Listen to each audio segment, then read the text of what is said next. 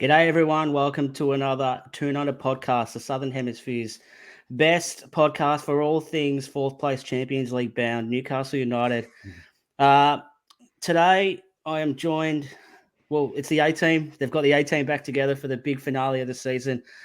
My fellow Victorians and earthquake survivors, Bobby and Dimi. Bobby, how are you, my friend? Yeah, going well, Keegs. I didn't feel the earthquake all the way in Ballarat, but it was pretty funny last night when Twitter went off its head for an earthquake in Victoria, so that was good. Dimi, you're a survivor who lived awake through the experience. How are you and how's your day been? You look a bit shaken, pardon the pun. Yeah, I was. I wouldn't say I was rattled because I was knee deep in some AFL replays and just on the iPad doing what you do. But thank God you said that. yeah, no. My heart skipped a beat for a second. And yeah, when I realised it wasn't the possums on the roof, I thought, "Fuck, this is loud." And then Mrs. woke up and was a bit excited for 10 seconds, and then that was it. So. Yeah, 2 earthquakes in nearly 2 years. So hopefully Betty's Burgers didn't collapse again, but I think everyone survived. Yeah, well, I'm glad we're all here to live and tell the tale and get through another one. Before we go any further, we're trying to push for 1,300 subs on YouTube. So if you come across this video and you like it, give us a like, comment as well. We love interacting with everyone as well. And if you do already sub, tell your friends, tell your missus to jump on board. Really want to push and try and get to 1,300 and keep growing the channel and stuff like that. So if you can, that'd be great. But yeah, we're here to talk about the Chelsea game, the last game of the year at Stamford Bridge. It was a bit of a nightmare, 1:30 Monday morning kickoff here on a school night, which is not great. Only psychopaths like Dimi will get up and watch it, maybe because he was trying to wait for the earthquake and just the game happened as well. But yeah, how do you feel now, Bobby? It's all over. I don't know. Like I'm content because the stress of making the top 4 is over. I think that became a bit stressful towards the end, but I'm not happy that the season's over because it's probably the best season for Newcastle I can remember, and it was an actual joy to be part of. Yeah, Demi, what was your sort of overarching emotion once the final whistle sounded last night? Yeah, like Bobby, probably a tinge of sadness. It's probably the best season for at least 20 years since Bobby's teams got into the Champions League. So, I mean, to wake up at stupid times and to watch Newcastle every week and actually enjoy watching Newcastle get a result more times than not, play good football, score goals, don't concede goals. There was all things that we're not used to seeing a Newcastle team do. So it is a little bit sad that the season's now over because you don't know how we're going to go next season. Obviously, we hope we go better or just as well, but there was always that unknown of next season. So you just hope this season just carries on. But yeah, tinge of sadness.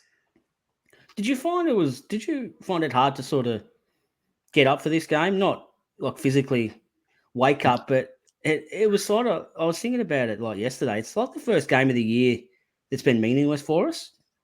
Did you find it hard to sort of get excited for it? Yeah, I think. Yeah, go Bobby. You go, Demi.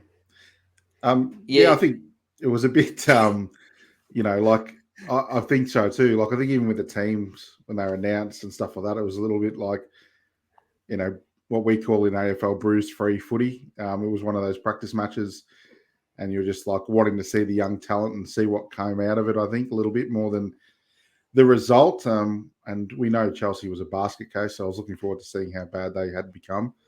But yeah, it was a bit. It wasn't like the other weeks where I think we got that feel that we were in Europe anyway, so there was a little bit of nothing to play for. You the same, Dimi? Did you have not an empty feeling? It's probably not the right word, but just it did have that sort of friendly vibe about it all. Yeah, it definitely had the feel, like Bobby said, of a preseason cup game or one of those practice games that you just hope your team gets through without any injuries, and maybe see some new players, or you see some young kids do something, flash a bit of talent that can keep you going for the proper games. It was a weird feeling because we've played helter-skelter football probably for 37 games plus the cup games. So it didn't match, obviously. We'll go through it, but our intensity didn't match what it has been all season. And I think the players probably felt similar. I think the only ones who were up and about for 95 minutes are probably the Newcastle fans in London. They were loving life with it, just enjoying the sunshine. Yeah, sun was out too. It looked like a glorious day in the capital. So, anyway, we'll move on. We'll move on to the lineups. We'll start off with the home side, Chelsea. Bobby, you can do the honors and go through this underperforming Chelsea side, I guess. Yeah, I mean, you look at the names and you think it'll be talented, but they've had a shocking season. So we had Kepa in goal, Aspikapala, the captain, Thiago Silva, Chalobah, Hall, Gallagher, Enzo, Loftus-Cheek, Maduki, Havertz, and Sterling. I stuffed up that lineup like Lee. That's in honour of Lee. His spirit lives on. Dimi, what did you like? They're sort of weird. Like they've still got some really good players. They're kind of like that old saying that a team of champions will never beat a champion team. You know what I mean? Like have a look at their bench, man. Yeah, like do you get that vibe with Chelsea too?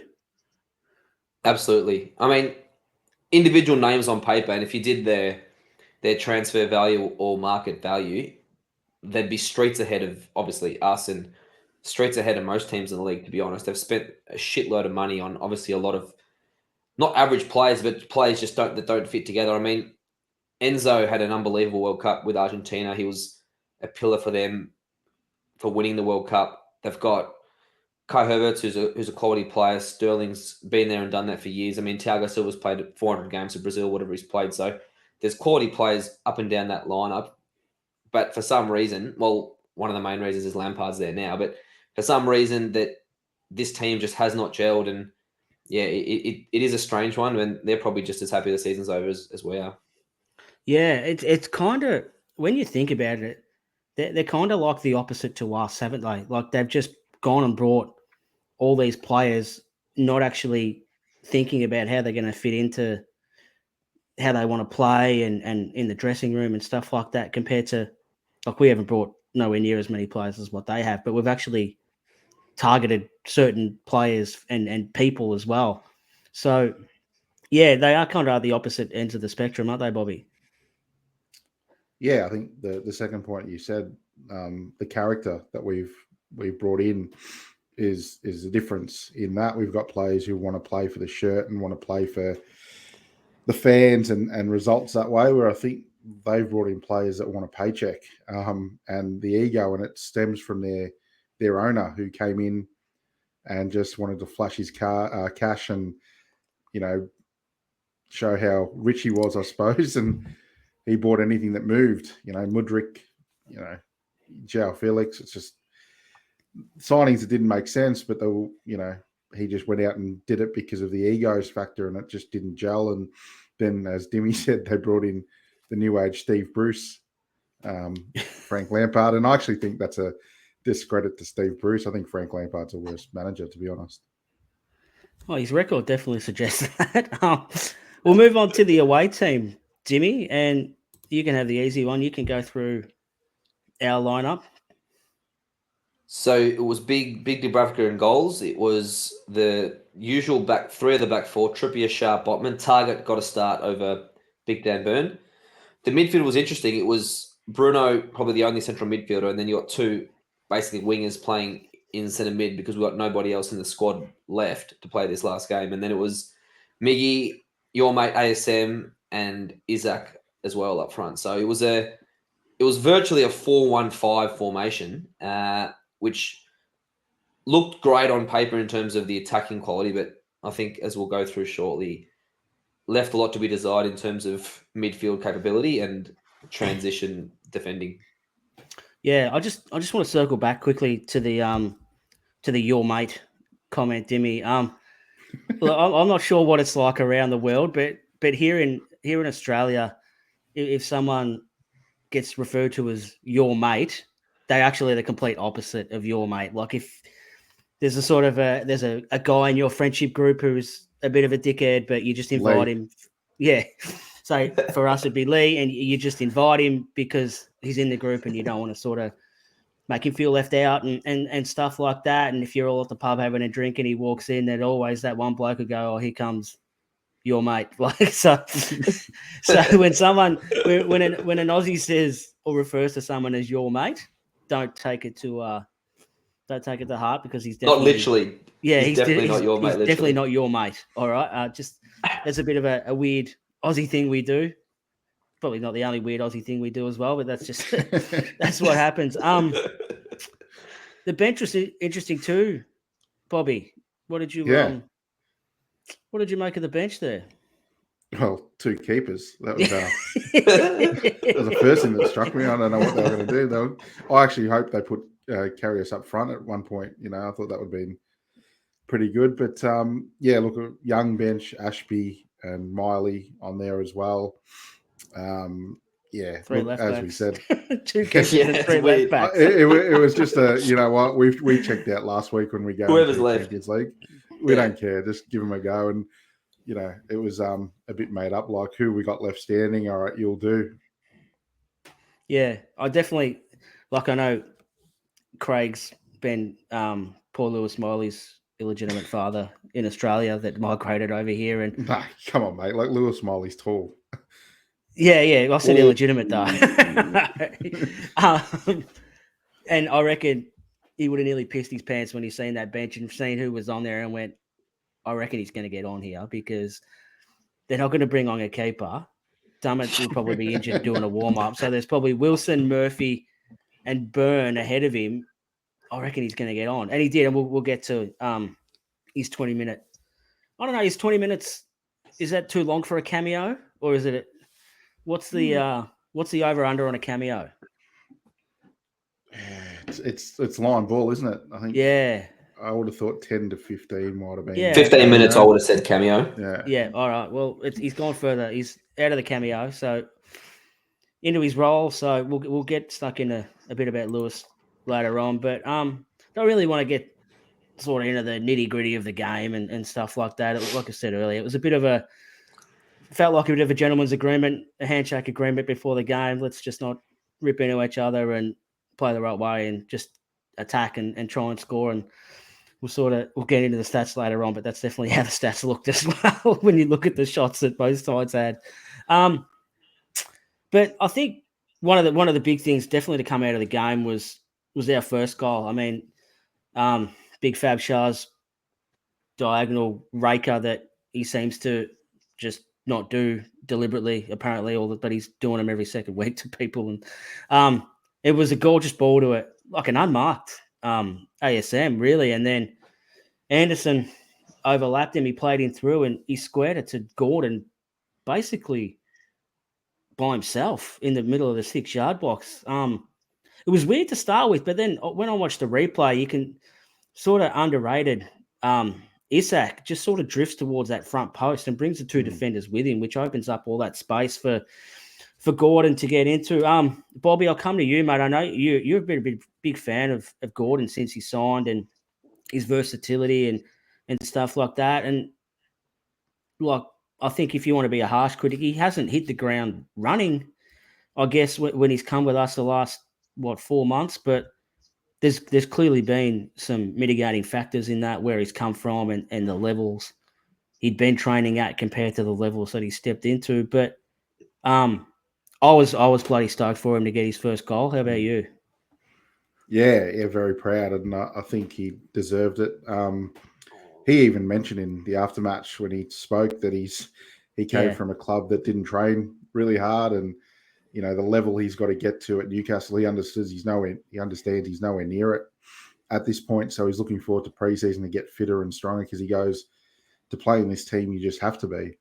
So I mean, he's been, maligned unfairly online a bit, because whatever we got out of his 4 months or 5 months was going to be a bonus, because he's a long-term prospect, being 21 years old. And that versatility that he's got is it's sensational. I've seen him play up front. I've seen him play out wide, through the middle.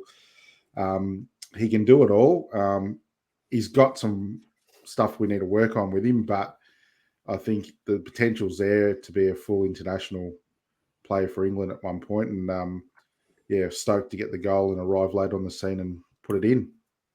Yeah, he has come close. I can't remember what game it was at home where he just missed, and I think everyone was trying to, especially down the Gallagher, they were trying to suck the ball in for him, but he just missed out. But yeah, I was bloody stoked to see him get his first one last night, and hopefully that's the sort of leg up he needs, like you said, to get into the preseason and really hit the ground running, because like it's really hard to catch up in January, especially with the condensed fixture because of the World Cup. Like, you don't get them extra sessions you can do, and we always seem to be like a player short all over the ground and in the squad. Like, we didn't probably really load up in January, like not load up, but get a couple more bodies in January to try and just fatten the squad up a little bit for the second half of the year. They rolled the dice, but fair play. Like, they knew what they were doing. That the gamble paid off, and we got Champions League. Dimi, you might be able to help me. I'm not sure the bloke's name who was doing special comments on but he was on one for both goals. He was absolutely, like, I've never seen a commentator get so disgusted and angry at defending for a meaningless, like, at the end of it, it's a meaningless game. Like, nothing was going to happen. Nothing was on the line here. He used the words like totally unacceptable and that's embarrassing defending. Like, do you know who he was? It was Gary something, I think, and Murder, I don't know, something like that from memory. Mind you, it was 1:45 a.m. Yeah. The details probably are a bit sketchy at that time of the night, but yeah, he was getting very excited for a meaningless game, week 38 game, and I mean, it sounded like the Spurs game where we were literally tearing apart Spurs and we were 5-0 up, and old Liverpool mate was getting frustrated. He was saying, "Oh, this is disgraceful. They're a disgrace. They're an embarrassment." It wasn't to those levels. I mean, it was just the first goal, and he was already just chucking the whole Chelsea team out, saying, "This is a disgrace. What have they done?" And look, it was honest feedback, but probably, let's say probably uncalled for in game 38 of a lost season. I don't remember us having him for the years. His voice didn't ring a bell, and I'm thinking, because of all the kickoffs together, have they just plucked him as like a favourite for a friend? I've heard his first opportunity. Might have been one of his first opportunities, yeah. But he wasn't just saying it. He was so animated when he was saying it too. Like, he was fuming. I'm like, you got a side bet on him, mate? Like, watch you go.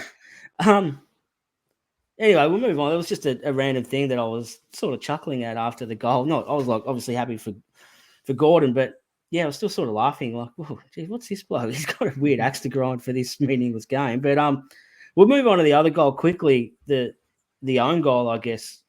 Trippier, it was a free kick that was sort of set up ready for the cross. It got played short to Sterling, and he sort of waltzed into the box and just passed across goal, Bobby, and poor old Keegan couldn't get himself out of the way. He was looked like a bit of a hokey pokey, the left foot, the right arm, and then it sort of bundled in over the line.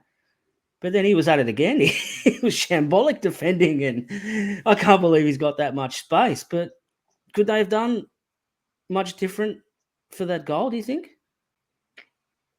Yeah, probably. We seem to cop one of these own goal things now and again, like more often lately. So I don't know what it is. Is it unlucky? Is it just bad defending? I mean, yeah, we could have closed down a bit more urgently, but as we've been saying, I think the players, if they didn't check out before the game, they checked out at that stage of the game for sure. They were just they were thinking of their bloody holidays and where they're going to go with their beautiful wives and girlfriends and mistresses and whoever and wives see and whatever. Could be the same person. Exactly right. So what was the big deal? I mean, I didn't even lament when we conceded either, and then that just shows, usually you're real angry when we concede and try to analyze how we did it, and I just went, I couldn't care less. Yeah, it was game over. Get Miley on. This is shit. Yeah. That's all it was. That's all I wanted to see him on, the kid. I just wanted him to get his cap. So yeah, we'll get to him in a minute. Martin Dubravka, Dimi. He hasn't played for a fair while, but how did you make his game? Made some good saves. Not probably saves that you wouldn't expect a keeper to make, but they were good saves. And he's a good keeper. He's rarely let us down in his time as number one keeper at Newcastle. I mean, for a long time, he was keeping us in games, and when we were rubbish and copying 20, 30 shots a game, he was keeping us in a lot of games. He is a good shot stopper. I don't think he commands his box like Pope does. A couple of times on the set pieces, he looked a bit shaky, and that told Chelsea did look pretty dangerous from set pieces. But I think a lot of fans probably want to see him gone because of the fact that he went to Manchester United for that weird 6-month period. But I don't know if I'd be much happier having Martin Dubravka as our number two than Mark Gillespie or Pretty Boy Carrier. I think there's going to be a lot of games next season. I think Dubravka is a very good number two, especially at Premier League level. And if Popey gets injured or suspended or God knows what he does, I think Dubravka is a good backup to have. Bobby, what about you? What do you hope to see from Martin Dubravka next season? Well, the only time Dubravka has let us down is when he pissed off to Man United. That was basically it. I think I agree with Dimi. Before that, he was looked at as a really solid keeper that had won us games off his own gloves. So if he's probably one of the best number twos there is in the league. So I mean, I'd want to keep him if his attitude is that he wants to stay, understanding that he probably won't get as many games as starting for another club. But then again, we're going to enter into a lot more games, so he might get his opportunity in this. So it's an interesting one. I'd like to see him number two. I don't think there's anyone better that we can get to be in that number two position. And I'd like to get someone like a Fraser Forster as a number three or competing with the number two, because I think, that homegrown rule comes into play with European football, and I think he'll be a solid one as well. But yeah, on Martin, I thought he was good. A typical performance for him. Yeah, you just sort of triggered my memory then when you said about the games in the Champions League. It's kind of why he left to go to Man United, but now we've got it here, so it's going to be interesting to see what his thoughts are. I think he's going to be in the same sort of boat as ASM. If you listen to what Eddie said after the game about ASM, about his future, he basically said it's up to him. If he wants to stay, we'd love to have him, but that's his decision if he wants to leave. Which I thought that was pretty good management as well. Like, you sort of, if you do want to get rid of him, you sort of washed your hands with it a bit to say no, he wanted to go. We could spend we could spend a whole podcast. I think we say this every time, didn't we? We could spend a whole podcast on him. He's such a topical player, and he generates a lot of conversation. I'll ask you the same thing. What do you think he'll do next season? And keep it short, because we do, like I said, we do have a few more podcasts coming up that we can really sort of dive into this stuff a little bit deeper. But just a quick sort of summary. What do you think he'll do next season? I think he starts the season with us, and then mid to late August, we get an offer that's too good to refuse from the continent, and he leaves. Bobby? Yeah, I think it depends on the appetite of the other clubs. I mean, that sounds pretty reasonable from Dimi, because he's not going to be a quick sell, I don't think, either, because I think his valuation's a bit skewed for what people value him to what we value him. So, yeah, I don't think he's here by the end of the season with us next season. Yeah. So I think he'll be gone. That's the thing for me as well, Bobby. He's such a hard player to value. Like, do you value him for his good stuff, or do you value him for the 6 shit ones he puts in and the 4 injured ones before his really good one? You know what I mean? Like, it's such a hard, and I think that's where the arguing, I guess, amongst the Newcastle fans is about him, is like, you've either got the people who are in what he's like every game and his best stuff, and you've got the other people who, no, like, he's injured, he's too inconsistent and injury prone and stuff like that. So I think that's where the the division, I guess, comes from because he's so polarizing. People are really set either way. You don't find many in the middle that sort of go, oh yeah, he's all right. You either love him and think he's great and want to keep him, or you just want to get rid of him. Like there's no there's no sort of middle ground. We'll get on to another player that we want to discuss and sort of give a little bit of time to. I'll come to you first, Bobby. Lewis Miley. He's been a highly touted youngster that's come through our academy and stuff like that. He's made a couple of appearances on the bench. I think he might have made a couple of overseas trips with the first team as well to some of their Middle Eastern holiday camps and things like that. But that was the first time I'd kind of really seen him. No, I've obviously seen him and stuff, but geez, he's a big boy. I didn't realise how bloody big he was. Yeah, he's like a Michael Carrick sort of midfielder, isn't he? That tall, lanky, moves really well, poise, and seems to have time on the ball, which is an important trait to have when the good players have usually got that. So he's been talked about for a long while, hasn't he? And he's sort of the it kid in our academy after Anderson. He's a baby face. He a few comments in our chat said he doesn't look 17. I thought, he looks very much 17 years old. But he's got the Lloyd Christmas haircut from Dumb and Dumber as well. Yeah, he does. So, I mean, look, he did well. His cameo, he was very impressive. And I think, at 17, he's a loan move out next year too soon as well. Or do we keep him around, the first team in the academy and just sort of build him up for the year after? So it'll be interesting what we do with these kids, because I think this kid, I like Anderson. I just think there's something with this kid that is going to be world class, and that's just from brief glimpses of his matches at the under 21 level and stuff like that. There's something about him that I just think he's going to be world class. Do you know, you two will understand. I'm not sure the other Boffins will understand. And do you know who reminded me of a little bit? Tom Rogic. Just his size and the way he sort of, when Rogic was playing like a little bit with Australia and at Celtic and stuff like that, he didn't have speed, but he just kind of looks like he glides with the ball and he's got plenty of time. I think he's going to be a lot better than what Tom Rogic was at Celtic in Australia, but just that type of player, you know what I mean? Like that's who I sort of thought of straight away when he was playing. And we probably both think, all three of us, that Tom Rogic was a pretty good player for Australia. But I think Lewis Miley, he might just pick poor Tommy. But Dimi, you excited to see him and how he didn't look out of place against a traditional sort of giant of the Premier League? Yeah, he didn't look out of place at all. I mean, just the sheer size of the kid. I mean, 17 years old, he looked like an adult or a man playing in a kid's body. So with a kid's age. So he didn't look out of place. He wanted the ball at times. He obviously had that strike that just clipped top of the crossbar. That would have been imagine that would have been that would have been an unbelievable moment to score the winner with one of his first touches of the game. That would have been brilliant. But like Bobby said, it's exciting seeing kids come through the academy. We haven't had many lately.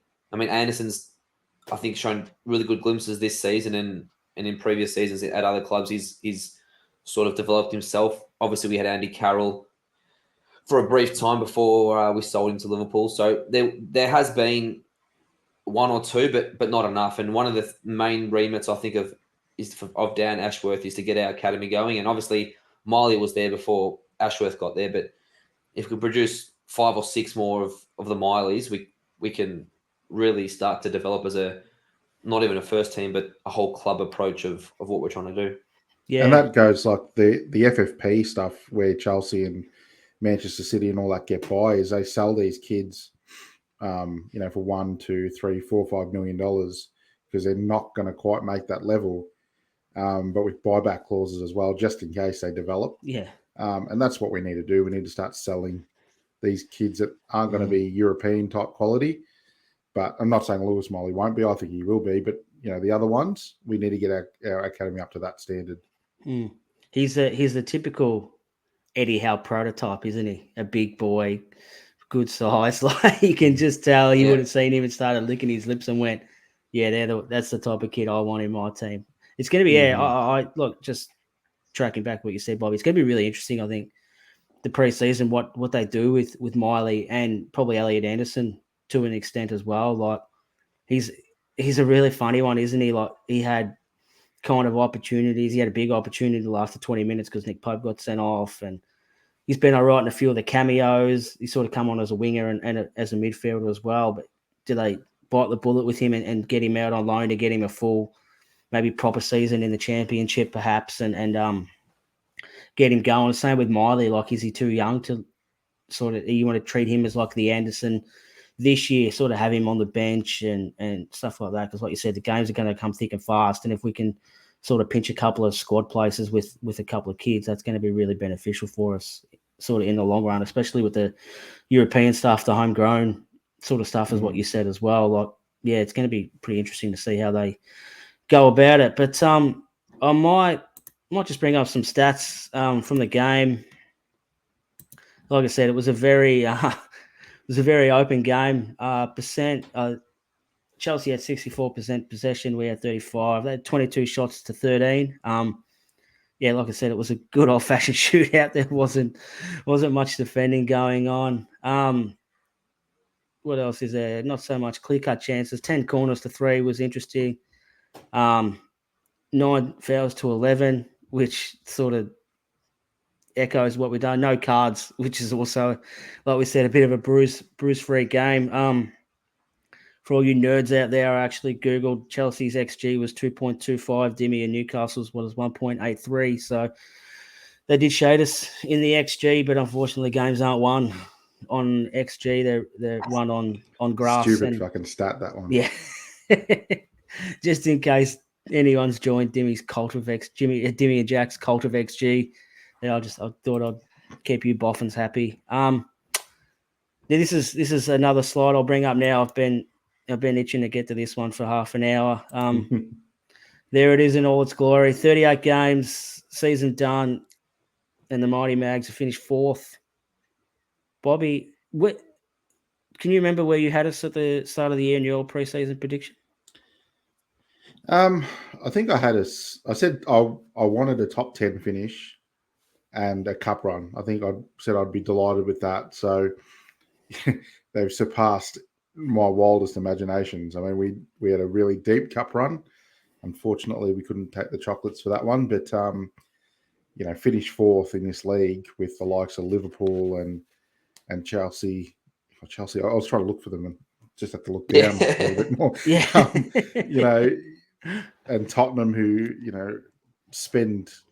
have spent quadrillions more than us recently. So it's just a magnificent effort, and full credit to Eddie Howe, his team, and the players. Demi, can you remember where you had us finishing at the start of the season? I had us 8th, so I didn't think we had it in us to crack the top 6 yet. I was hoping for a top 8 finish, and like Bobby said, a good cup run. But obviously at the start of the season, no one thinks we're going to make the final. We haven't had a good cup run probably ever in the last 15, 20 years. Yeah, exactly. So that was more of a hope than anything. But that was a nice surprise. But the stat that on that final table that really blows my mind, especially watching Newcastle for the last 25 years, is we've got the equal best defence and the equal least goals conceded in the entire Premier League, which is absolutely staggering considering how we've defended for years and years and years. And the fact that we've got as well the 3rd best goal difference is just a testament to how consistent we've been for the whole season. And obviously we finished 4th on that table, 4 points behind Manchester United. But I think most neutrals will say we've had a equal, if not a better season than Manchester United in the Premier League, and probably were the 3rd best team over the whole season. Oh yeah, I agree, and I think especially them stats you just read out off your head, Dimmy. Like, not bad for a bloke who got Bournemouth relegated and couldn't organise a defence. So that's a fair effort. Even with, if you want to compare like the season stuff, we've actually accumulated 22 more points than last season, which is an EPL high. So there's no doubt that we are the most improved side in the league. And I think who we'd only signed really from last season was it Pope Botman, Isak, and Gordon. They're the only three who weren't here last year. Yeah. So, I mean, to sign only four players and improve your squad by 22 points is an absolutely monumental achievement. And that's the thing that gets lost, though, doesn't it? Yeah. With Eddie and the talk is like they talk about this wealth that we've got, but his development of the players that are already on the list. That's what's got us incredible. To fourth, not the four players he's brought in. And we could honestly spend a whole podcast gushing and about the season and the highs and not really the lows, because I don't think there really was, apart from the cup final. I don't think there was any lows, which is a frightening thing to say over maybe 45 games when you chuck in the cups and all that sort of stuff. But I just even want to touch on maybe the bottom three. Dimi, is that how you thought it was going to go? And what were your thoughts on the bottom three? Maybe not Southampton. They were gone a while ago, but the whole Everton, Leicester, Leeds sort of last day sort of thing. I know they'll pretty much speak for everyone. We all were hoping it was going to go a certain way, and it didn't quite go the way that we all wanted it to go with Everton staying up. But I wanted to dedicate this podcast to fuck you, Bournemouth. You had one job. Do you have any passing words for the teams that are going to leave us next season? Yeah, so I think, look, Southampton, you're right. They were probably down a while ago. Leeds were a shambles. They got 4 managers this season. So any team who has 4 managers in a season probably rarely stay up. So, and the fact they thought Big Sam was going to be the sugar hit after 4 games to go was ridiculous. He's had a few sugar hits himself, but he's had a good paddock. He's definitely in a very good paddock. Yeah. So the one surprise is obviously for me is Leicester. Still on paper, they've got I think still a good squad, and maybe not a top 10 squad anymore, but definitely should be a comfortable mid-table team. And obviously from the Australian perspective, it's sad to see them go down, because Big Harry Suter, who had a good World Cup, signed for Leicester, the big move. Well.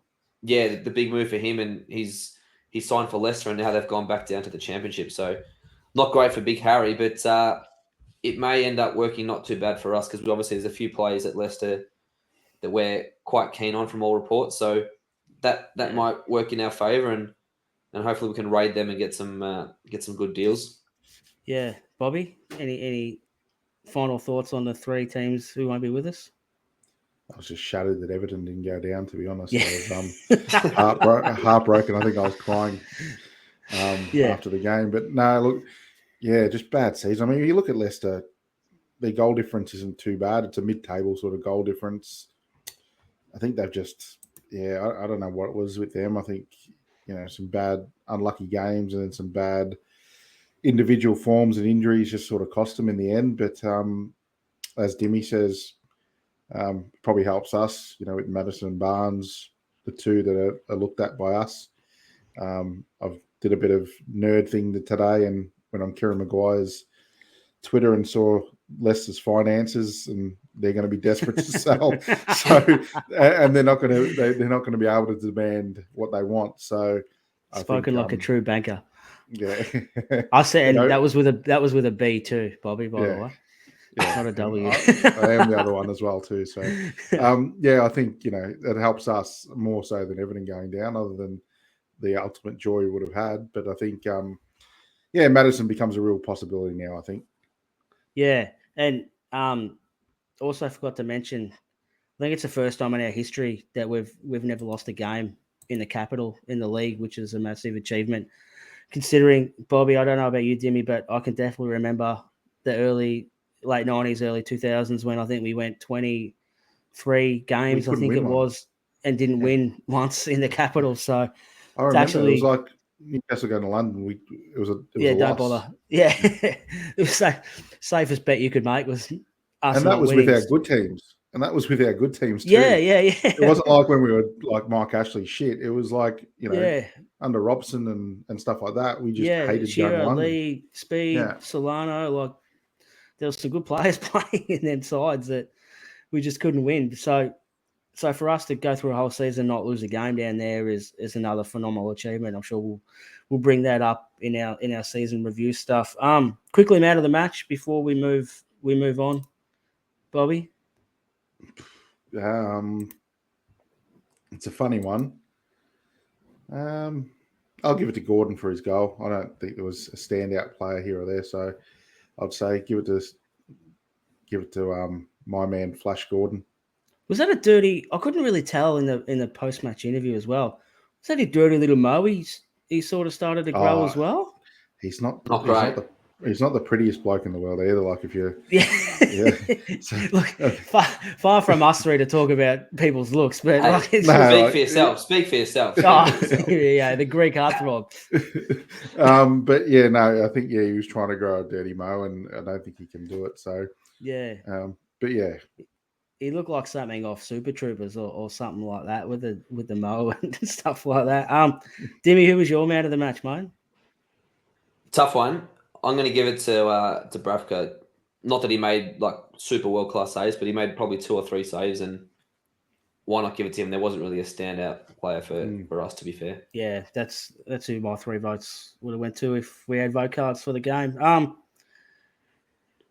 There's a couple of little tidbits that it sort of happened as well. Bobby, this one's close to your heart, mate. You've been banging this drum for 18 months at least, I reckon. Big Joe in the Brazilian squad, he's finally got the call up, mate. I can see you're a proud as punch. How do you feel about it all when you've seen that? Yeah, it's about bloody time. He should have been at the World Cup, to be honest. So you're just so happy for him. He's just such a lovely bloke, and what a season he's had. What a transformation for the bloke. He's become our beast, and just I can't describe what he's doing for us on the pitch. So, full credit to him. I was proud. I shed a tear when I found out he was in, because first I saw Bruno's one. I'm like, oh yeah, that's standard. That's just going to be the way it is. But then I saw the Joel Linton one, and yeah, he deserves it. So well done to him.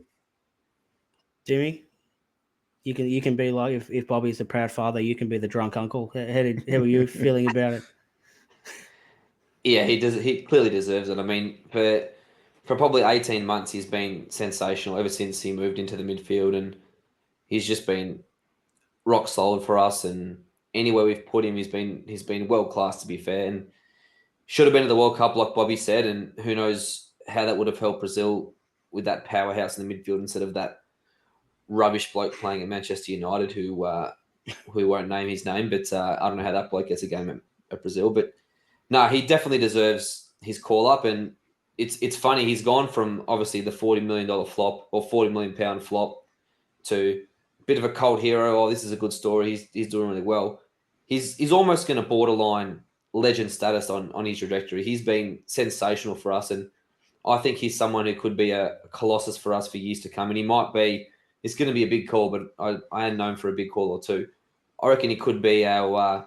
A Vincent Company-like figure for us in years to come. I think he's going to be here for the long haul, and not that we'll build a statue for the lad, but I think he's going to be revered. Oh, well, maybe we will.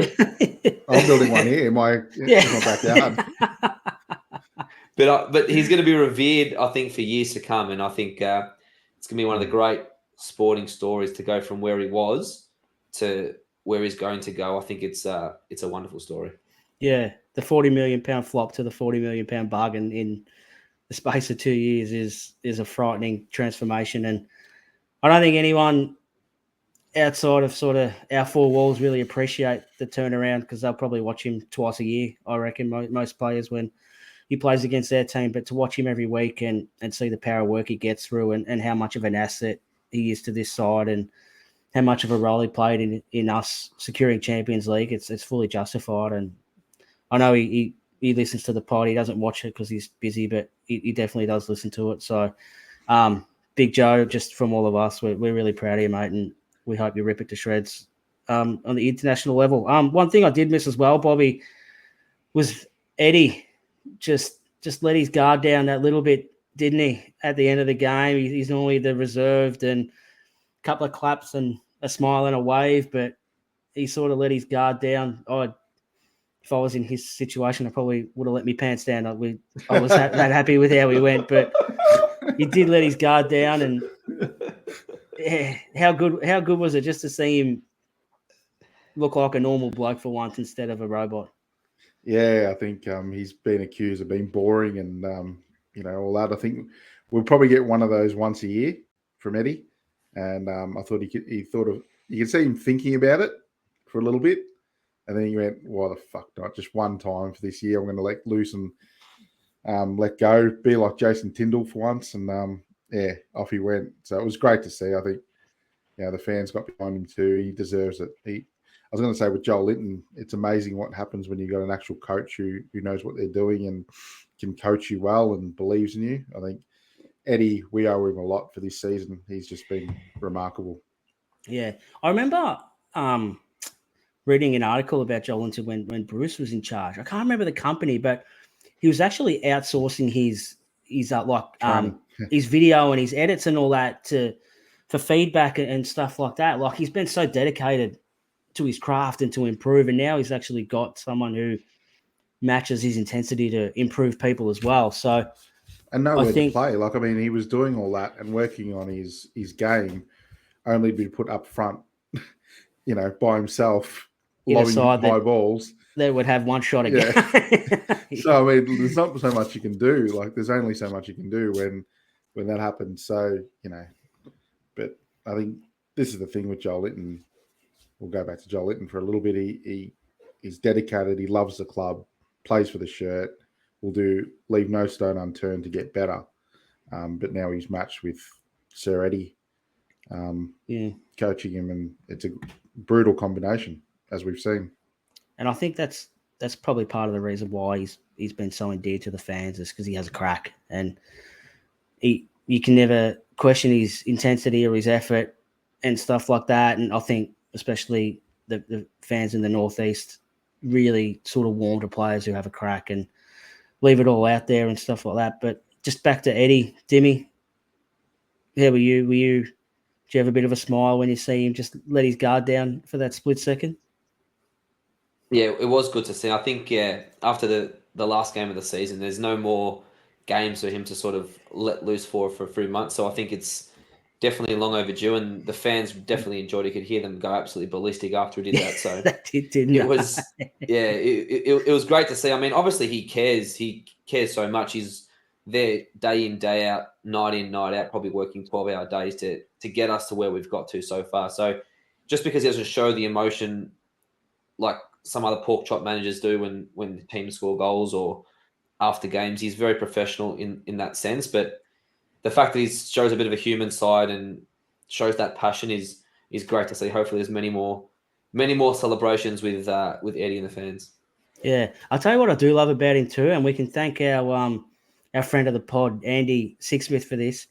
He always throws a curly one at him at the press conferences. It just sort of catches him off guard and gets him laughing. I love looking forward to Andy's curly one every press conference, just to see Eddie laugh and just look like a regular dude for a second. I really enjoy that.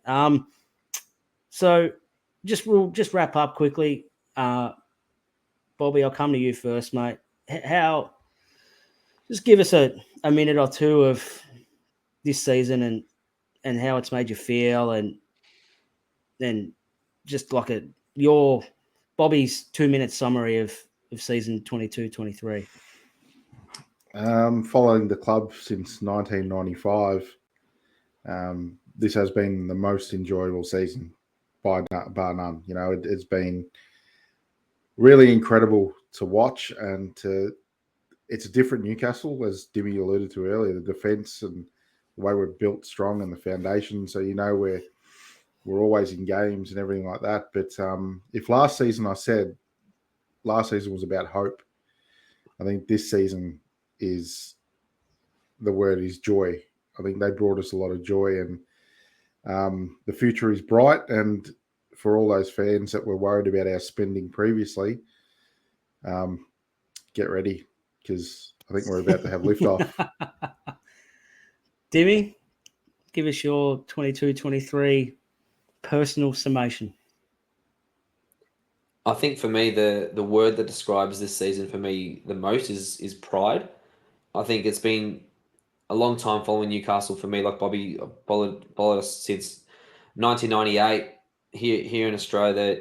A lot of people follow other so-called bigger Premier League clubs, and we've been rubbish for a very, very, very long time. And week in, week out, obviously, you guys know I'm pretty sick in the head. So I'd watch us. Doesn't matter if Steve Bruce is managing or Alan Pardew or John Carver, whoever it was. I was watching those games, and it was a hard watch. It was a very hard watch year in, year out. And seasons like this and teams like this make it all worth it. It makes you now finally think all the shit that we've gone through. It's finally worth it. And if we've finally got a team who's proud to wear the shirt, there's a connection between the fans, the players, the coaching staff, the owners. There's the whole Newcastle United.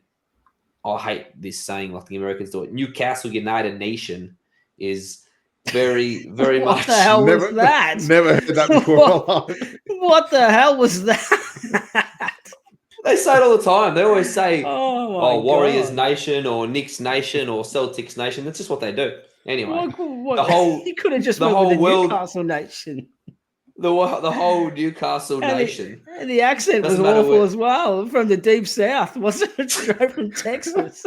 Our new Texas correspondent, Dimi. How's it going, mate? Straight out of Alabama. Yeah. Alabama. Yeah. So look, there's pride. There's pride worldwide, is what I'm trying to say. And every Newcastle fan, doesn't matter how you've become or how you are a Newcastle fan. I think everyone's now proud to follow the club, and we are very excited for what's to come. Yeah, and yeah, I agree with everything. I'm a lifelong fan, been born into it through family and stuff like that. And probably at least 70% of my life, we've been pretty shit and ordinary, and there hasn't been much to cheer about or look forward to and stuff like that. And like you said, this season has sort of lit the flame again, and it's given us all something to look forward to every week, sometimes twice a week, to watch the team, because you know what you're going to get. You're going to get a team that tries to win and plays aggressive front foot football, and I've loved every second of it. And like you both said, it's a joy to watch this team now and have that pride and the love again for the club. I mean, we've had it for so long. We've had it for so shit. And even before I actually took over, the club still wasn't in a great place. And that's part of the reason why he took it over, I guess, was because of where the club was at. So it has been a really shit journey. And this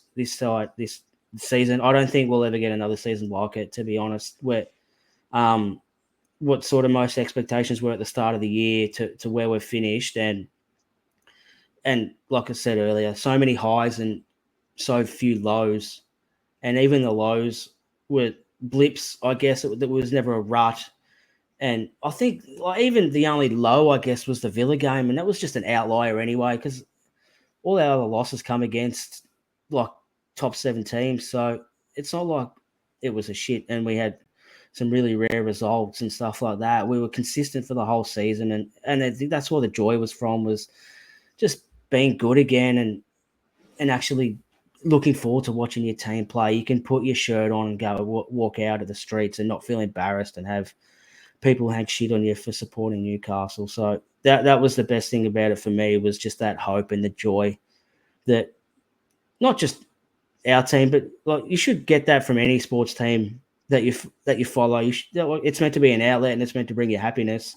I've sat with Dimi at the soccer and it probably didn't really bring him happiness. And he did offer me a seat at the footy as well. And I was a bit scared after sitting next to him at the soccer when we were both on the same team. I don't know if I could handle being on opposite teams sitting next to him. So maybe it doesn't bring him as much joy as you'd like, Dimmy, but it's your outlet, isn't it? It's your weekly outlet where you can just go and scream abuse at umpires, a bit like Bobby, I guess, for 2 hours on the weekend.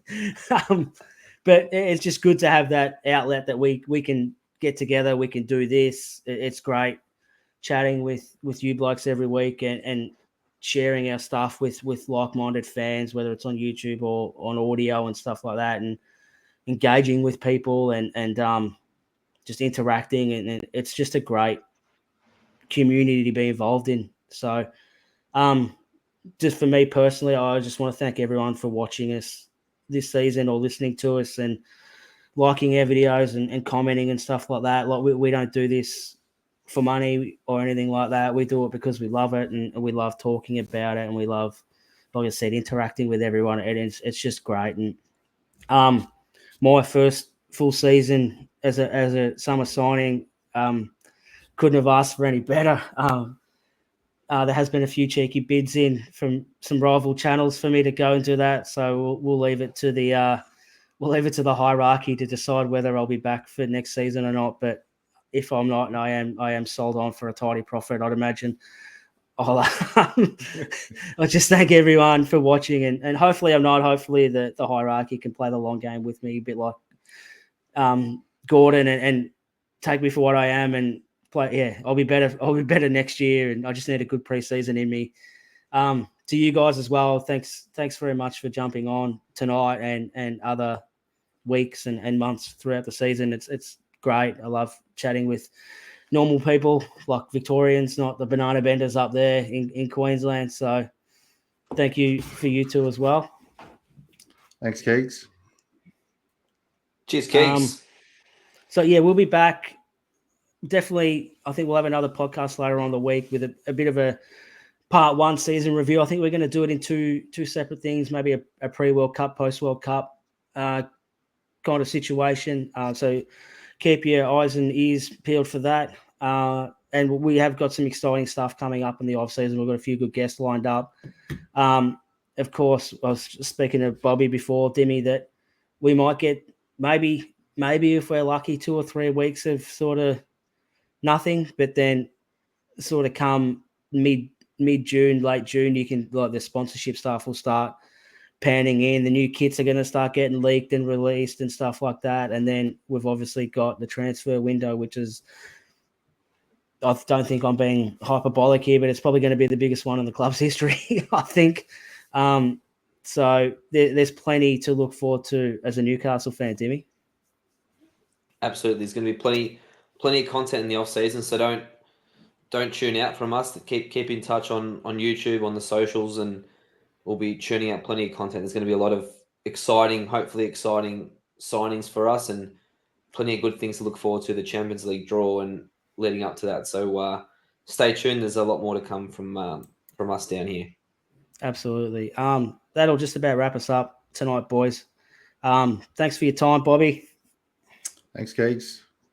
Dimi, thank you very much, mate. Hopefully we can get a nice, peaceful night's sleep, no earthquakes or any other natural disasters tonight. Fingers crossed. Fingers crossed. Yeah. Once again, everyone, thank you for watching and listening. Really appreciate your interactions, your feedback, and your time as well watching it. I know there's a lot of things to be doing in this world, but for everyone to sort of dedicate maybe an hour or two a week to listen to us means a lot. We never take it for granted, and we love what we do.